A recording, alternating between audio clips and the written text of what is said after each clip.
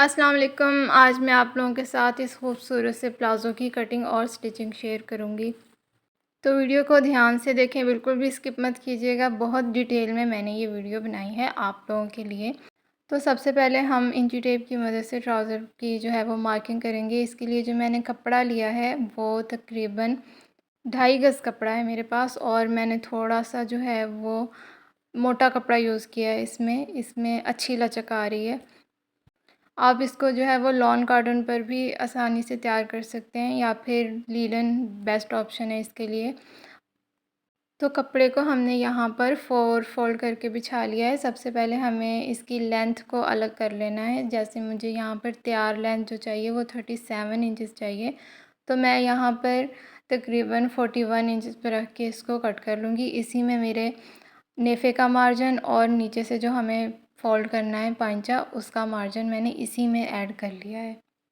उसके बाद जो है वो हमें बैक पार्ट को हटा देना है, और फ्रंट पार्ट जो है वो हमारा, उसकी हम डिज़ाइनिंग कर लेंगे। तो उसको अच्छे से यहाँ पर इक्वल करके मैं यहाँ डबल फ़ोल्ड करके इस तरह से बिछा लूँगी। ये हमारे फ्रंट पार्ट का कपड़ा है।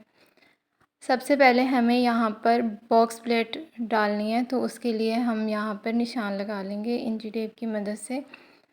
तो बॉक्स प्लेट की जो लेंथ है वो हम तकरीबन 20 इंच रखेंगे। 2 इंच इसमें नेफ़े का मार्जिन भी ऐड है, यानी 18 इंच पर हमारा ये प्लेट तैयार होगा। इस प्लेट की जो लेंथ है वो हमारे घुटने तक आ रही होती है, तो वहाँ तक ही हम इसको रखेंगे। तो मैं यहाँ पर 20 इंच पर निशान लगा लेती हूँ इस तरह से।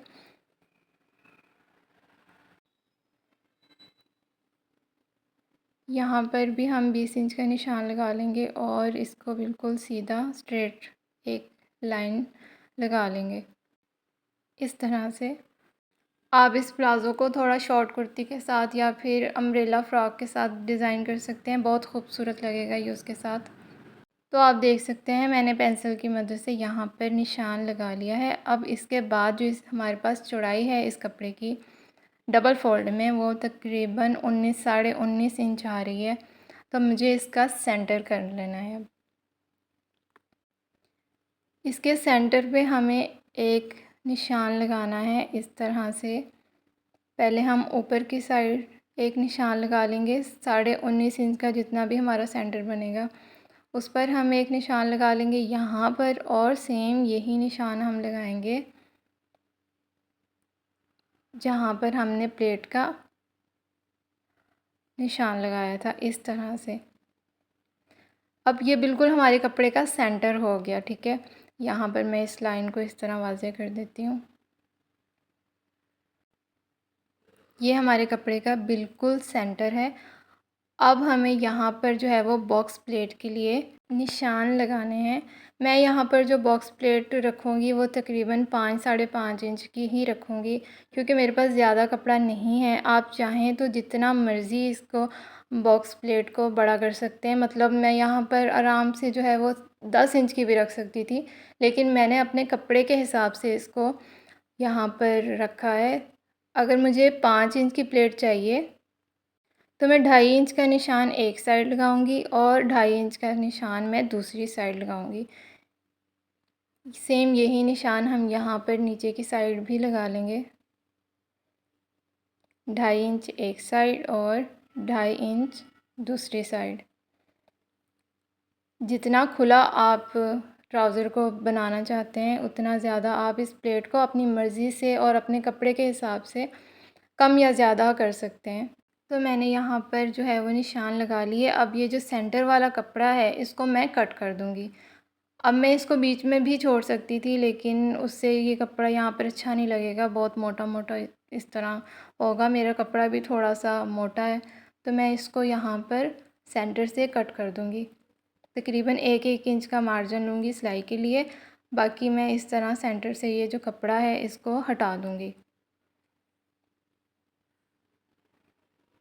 तो हम यहाँ पर कैंची की मदद से अंदर वाला जो हमारा कपड़ा है उसको इस तरह से हटा देंगे।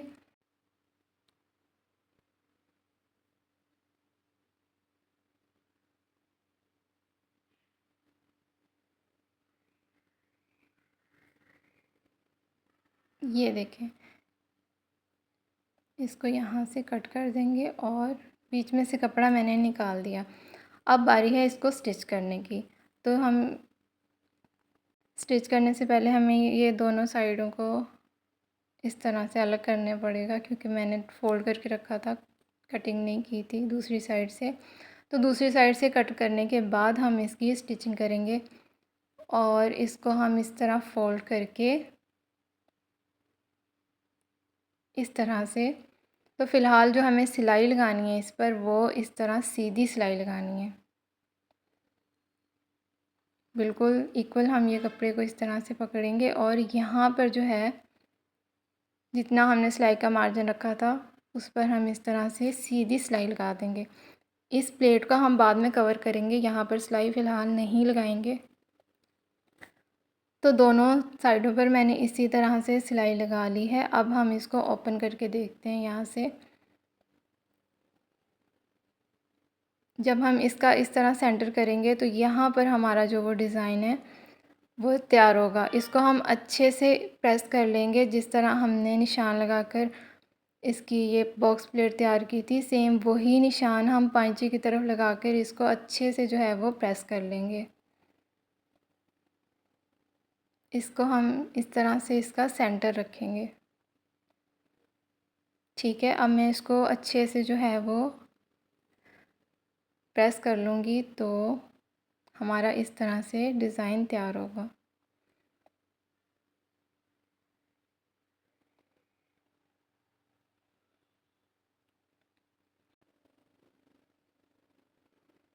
तो पहले हम इसको जिस तरह हमने ये निशान लगाए थे इस तरह इस कपड़े को अच्छे से सेट करेंगे और इस्त्री की मदद से इसको अच्छे से जो है वो बिठा लेंगे। मैंने इसको इस तरह से, अगर आप बिगनर हैं तो आप पांचे पर भी निशान लगाएंगे बॉक्स प्लेट का और उस पर इस्त्री करेंगे। ये देखें, मैंने इसको अच्छे से इस्त्री कर लिया है और इस तरह से ये हमारी प्लेट्स तैयार हो गई हैं दोनों साइड पर। अब जब हम इस पर लेस अटैच करेंगे तो हमें आसानी होगी। हमें एक जो है वो निशान मिल गया। मैंने यहाँ पर सिंपल लेस ली है, अगर आप चाहें तो थोड़ी फैंसी लेस को लगा सकते हैं। मैंने ये सिंपल डिज़ाइन ही रखा है, यानी इसको फैंसी लुक देने की कोशिश नहीं की। तो जैसे आपको अच्छा लगे, थोड़ा फैंसी लेस या फिर सिंपल लेस, जैसे आपको अच्छा लगे आप यहाँ पर डिज़ाइन कर सकते हैं। तो हम अब सिलाई की मदद से इसको इस ट्राउज़र पर अटैच कर देंगे। थोड़ा कंट्रास्ट पर ही इस लेस को रखेंगे तो ज़्यादा अच्छा लगेगा। ये देखें, जो हमने इस्त्री की मदद से कपड़े को बिठाया था उसको हम इस तरह से लेंगे, लेस को अंदर की साइड रखते हुए मशीन की मदद से सिलाई लगा देंगे। दोनों साइड मैंने इसी तरह से सिलाई लगा ली है, लेकिन जब हमने लेस को ऊपर से कट किया तो 1.5 इंच एक्स्ट्रा छोड़कर हमने उसको कट किया। ये 1.5 इंच हमने क्यों छोड़ा? क्योंकि हम इसको अंदर की साइड, प्लेट की अंदर की साइड इसको फोल्ड कर देंगे तो यहाँ पर जो हमारा कॉर्नर है वो बिल्कुल नीट एंड क्लीन हो जाएगा।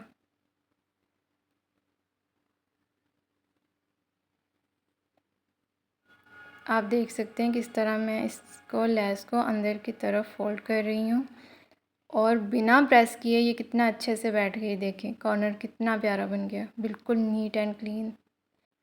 तो आप भी इसी तरह आसानी से लेस को अटैच करेंगे। इसके बाद जो है वो हमने पीछे की साइड जो प्लेट को खुला छोड़ा था, अब बारी है इसको स्टिच करने की। तो इसको इस तरह से सेंटर करेंगे। मैंने एक छोटा सा कट लगा दिया ताकि आसानी हो। ये कट बिल्कुल हमारी सिलाई पर आएगा। तो पहले हम एक साइड से सिलाई लगा लेंगे, फिर हम दूसरी साइड की सिलाई लगा लेंगे। ये देखें, इस तरह मैंने एक साइड की सिलाई लगा ली। अब मैं दूसरी साइड की सिलाई लगा लूँगी और इस प्लेट को हम इस तरह से कंप्लीट कर देंगे। पांचे के दोनों साइड हम इसी तरह तैयार कर लेंगे। अब मैंने बैक पार्ट का कपड़ा लिया है, उसको इस तरह सेंटर से फ़ोल्ड करके बिछा लिया। ऊपर की साइड मैंने दोनों फ्रंट पार्ट को फ़ोल्ड करके बिछा लिया अच्छे से। मुझे यहाँ पर जो है वो हिप का निशान लगाना है। तो जैसे आपका हिप है 40, तो 40 को डिवाइड करेंगे 4 पर, तो यहाँ पर 10 इंच पर हम निशान लगाएंगे। उसके बाद यहाँ पर निशान लगाएंगे म्यानी का। तैयार मुझे चाहिए 14 इंच, तो मैं यहाँ पर 2 इंच एक्स्ट्रा रख के नेफे की फोल्डिंग का निशान लगाऊंगी। उसके बाद मैं 1.5 इंच निशान अंदर की साइड लगाऊंगी और 1.5 इंच निशान ऊपर की साइड लगा के यहाँ पर इस तरह से गुलाई दे देंगे। इस तरह से आसन की कटिंग करते हुए ट्राउज़र कभी भी आपका जो है वो अंदर की साइड नहीं खींचता, बहुत नीट एंड क्लीन लगता है। तो ये हमारे फ्रंट पार्ट की कटिंग मुकम्मल हो गई। अब हमें करनी है बैक पार्ट की कटिंग, जो इससे हम तकरीबन जो है वो 1.5 इंच बढ़ा कर करेंगे। तो पहले मैं यहाँ पर 3 इंच पर इस तरह से निशान लगा लूँगी।